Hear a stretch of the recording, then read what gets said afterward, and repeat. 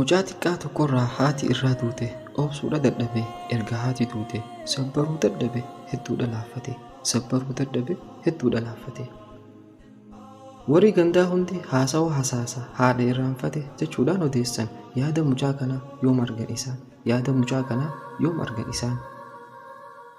Guyyaa tokko abbaan isaa ooyiruu galu ilma isaa kana kan akkaan jaalatu arke mucaa isaa kan dhoqqee laakkatu arke mucaa isaa kan dhoqqee laakkatu. Maal taate ilma koo maalti suqunname osoon ansiif jiru maalumaaf rakkatte himadhu waan yaatte kan lubbuun si feete amman siin dhaqqaba osoon ooleen bulle amman siin dhaqqaba osoon ooleen bulle. Je'e mucaan kunis sagalee naasoo qabdu ilmi namaa hundi dhoqqeerraa uumamu jettee natti himte mitii gaafa ijoollee ani guyyaa guutuu dhoqqee laakaa oole ummaa tolfatuun hedduu na ulfaate kottuu na gargaari ummaatii jenyaati je'e mucaan kun imimmaan garroobse. Je'e mucaan kun imimmaan garroobse.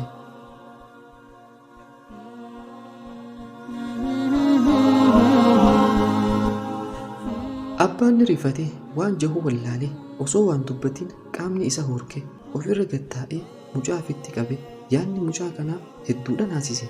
Je'e mucaan kunis yoom irraa callise je'een mucaan kunis yoom irraa callise.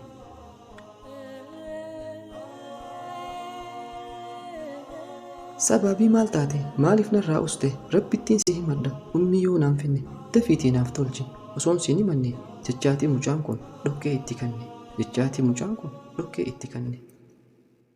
Je'e abbaan isaa imimmaan haqachaa kottumee ol gallaa sirrittiin siif hima ati narraan boohin garaan na booraha jechaatii dhungata ilma isaa kana jechaatii dhungata ilma isaa kana.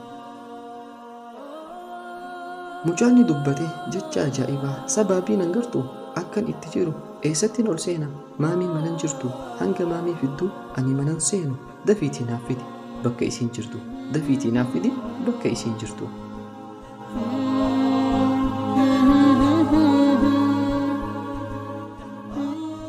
Abbaan ni dadhabee haasawa ilma isaa ija lamaan keessaa imimmaantu dhimmisaa waan jedhu wallaalee ilma isaa fi qaba waan jedhu wallaalee ilma isaa fi qaba.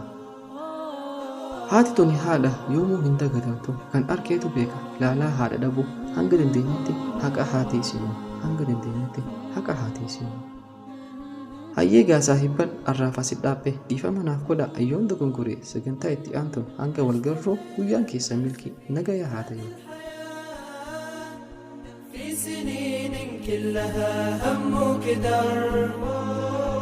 الطفولة عشتها ضنك وشتات ما حسبتها تنقضي كل عسر.